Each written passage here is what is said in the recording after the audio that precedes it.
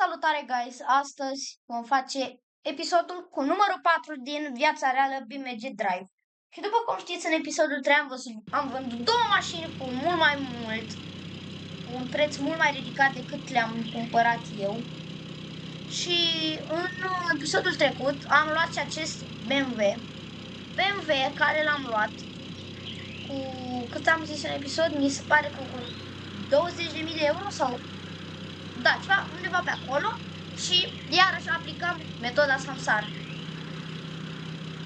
Metoda business aplicăm din nou. Sau Samsar, nu mai știu cum se numește. Metoda Samsar aplicăm din nou. Și am luat mașina asta, o vindem cu 50.000 de euro. Deja am vorbit tot cu același afacerist. Și a acceptat. Deci nu, Doamne, deci nu pot să cred că eu care am fost un om sărac, vai de capul meu, cu o dubă ruginită, am ajuns la o dubă normală, am ajuns să am o Skoda și un Logan. Le-am vândut și am reușit să am garaj cu mașini și am ajuns să am 1000 de euro. Am mai reușit să cumpăr, că am jucat off camera și acum avem 200.000 de euro. Și o să avem 250. Deci voi vă dați seama câți bani avem. Și în ultimul episod vreau să fie surpriză ce mașină ne cumpărăm. Că am mai pregătit încă, o să mai joc off camera și o să mai fac pentru voi rost de încă o mașină de încă câteva sute de mii de euro, undeva la 2-3 de euro. Bun, i-am adus mașina.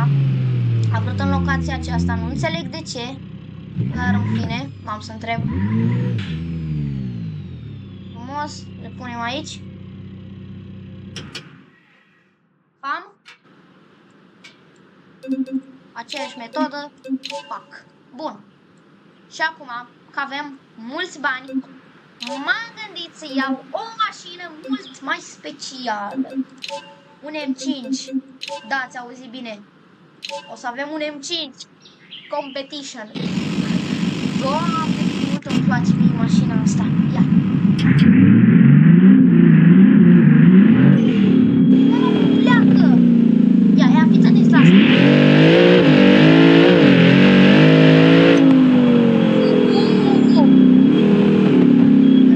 La o mașină amărât am ajuns să avem un M5 și un garaj și încă 3 mașini și Uber.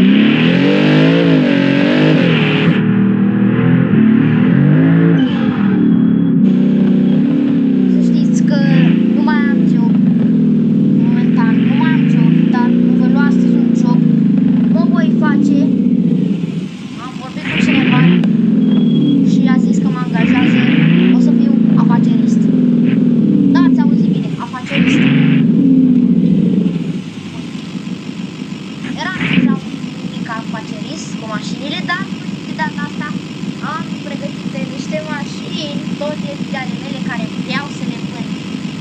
Am zis că nu o să vindem Dacia asta, dar din păcate în episodul acesta o vom vinde. Pare foarte rău, dar vreau să mai strâng niște bani. Am vorbit cu o persoană și mi-a zis că vrea să-mi dea 100.000 de euro doar pe un Logan. Voi vă imaginați așa ceva? 100.000 de euro pe un Logan! Este, dacă scrieți, este exact același sum care mi-a dat mașina asta. 200.000 de euro pe ea. A zis că are nevoie de ea și nu vrea, o vrea înapoi. Și eu am zis, da, domnule, ți-o dau. Și el a zis că îmi dă 100.000 de euro.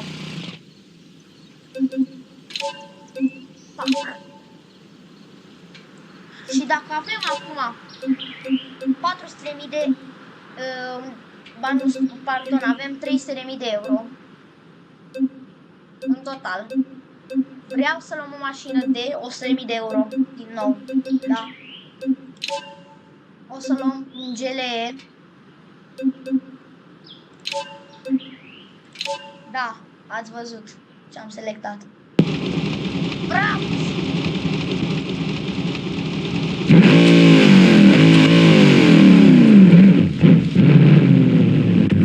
Bravo!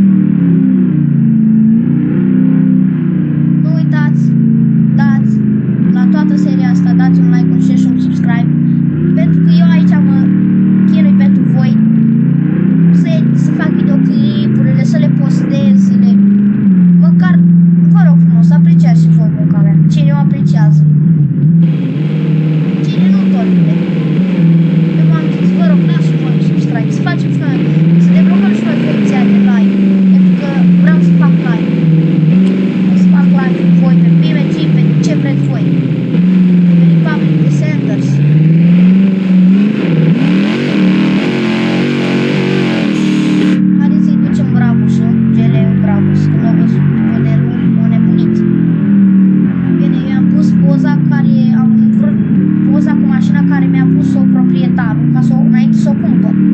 Adică înainte să cumpăr mașina am vrut să fac afacerea asta cu vândutul la mașina asta. Adică înainte să cumpăr o mașină, eu am vorbit cu unul să vând mașina care va urma să o am. Nu știu dacă ați înțeles, dar dacă ați înțeles, dați un like, dacă n-ați înțeles, dați subscribe. Bun. Mi-a zis, lasă aici mașina, care am spus că o să o vând, chiar dacă eu nu o aveam. Bam!